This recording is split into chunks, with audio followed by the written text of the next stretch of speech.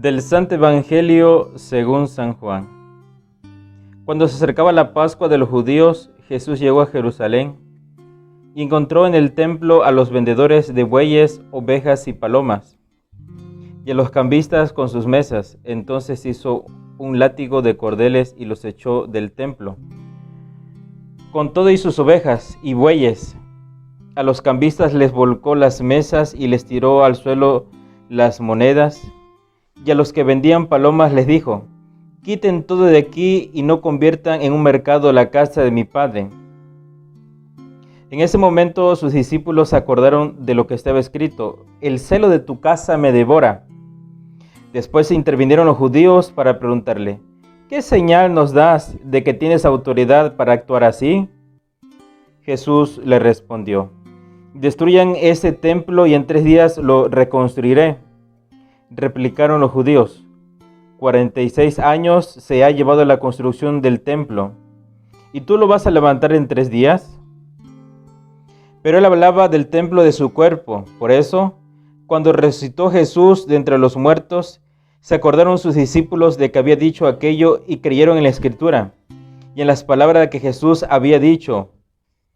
Mientras estuvo en Jerusalén para la fiesta de Pascua, muchos creyeron en él al ver los prodigios que hacía, pero Jesús no se fiaba de ellos, porque los conocía a todos y no necesitaba que nadie le descubriera lo que es el hombre, porque él sabía lo que hay en el hombre.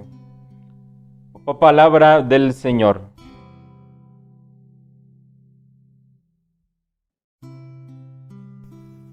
Hola, ¿qué tal, mis queridos hermanos y hermanas? Me da gusto saludarles como cada domingo.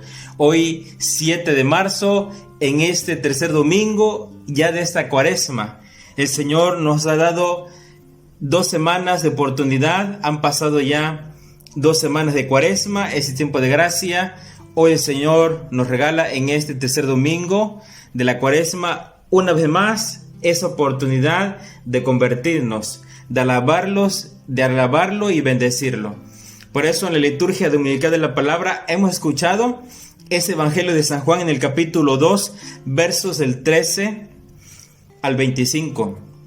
Jesucristo se encuentra con estos vendedores, llegan a Jerusalén, ¿verdad?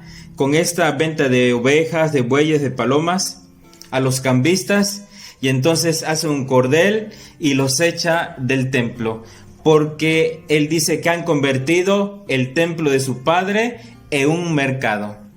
Entonces Jesucristo quiere purificar, ¿verdad? Y sobre todo resaltar la presencia auténtica de lo que es el templo. El templo es donde mora Dios. Por eso dice: destruyen este templo y en 3 días lo voy a reconstruir. Entonces le dicen los judíos: 46 años nos llevó en construir el templo y tú lo vas a construir en 3 días. Pero Jesucristo se refería al templo vivo del Espíritu Santo. Jesucristo se refiere a la persona, se refiere a nosotros. El Señor quiere reconstruirnos a nosotros en este tiempo de cuaresma, pero que no lo volvamos en un mercado, ¿verdad? En pecado, no. Por eso Jesucristo le causa esa enorme indignación que el templo de Jerusalén, la casa de mi Padre, se hubiera convertido en auténtico mercado. Fíjense, y en el Catecismo de la Iglesia Católica, en el número 593, nos enseña lo siguiente: Jesús veneró el templo subiendo a él en peregrinación en las fiestas judías y amó con gran celo esa morada de Dios entre los hombres. El templo prefigura su misterio.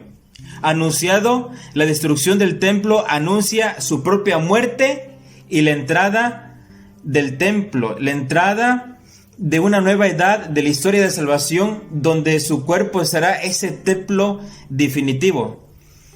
Finalmente, ¿verdad? Los bautizados formamos el cuerpo místico de Cristo y por eso también somos templo de Dios, templos del Espíritu Santo. Sin embargo, también podemos caer en la misma actitud de aquellos que convirtieron el templo en un mercado. Cuando no le damos a Dios el lugar que merece en nuestra vida, cuando este cuerpo, este templo, lo volvemos en un vil mercado de pecado, cuando hacemos a un lado las enseñanzas de nuestro Señor para seguir los de otros maestros, pero no desentonar con lo que están de moda.